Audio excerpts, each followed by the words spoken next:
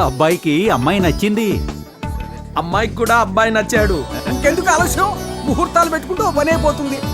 వచ్చే నెలలో దివ్యమైన ముహూర్తం కూడా ఉంది. పంతులు గారు ఆగండి, ముహూర్తాలు తర్వాత పెట్టుకుందాం. ఇప్పుడేగా అమ్మాయి నచ్చిందన్నారు. నాన్న, నేను తనతో ఒకసారి మాట్లాడాలి. ముహూర్తం పెట్టేసుకుందామా? వద్దు. ఏమై ఉంటుంది?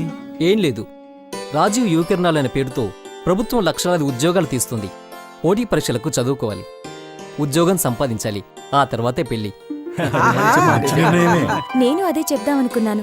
రాజీవ్ యువ కిరణాలు ఓ మహదవకాశం. నేను కూడా ఉద్యోగం సంపాదించాకే పెళ్లి చేసుకుంటాను. 15 లక్షల ఉద్యోగాలు కలిగించేదానికి పెద్ద ఎత్తున తీసుకోవడం జరిగింది. యువత భవితకు ఆశాకిరణాలు. రాజీవ్ యువ కిరణాలు. మీరు పోటీ పడండి, ఉద్యోగం సంపాదించండి.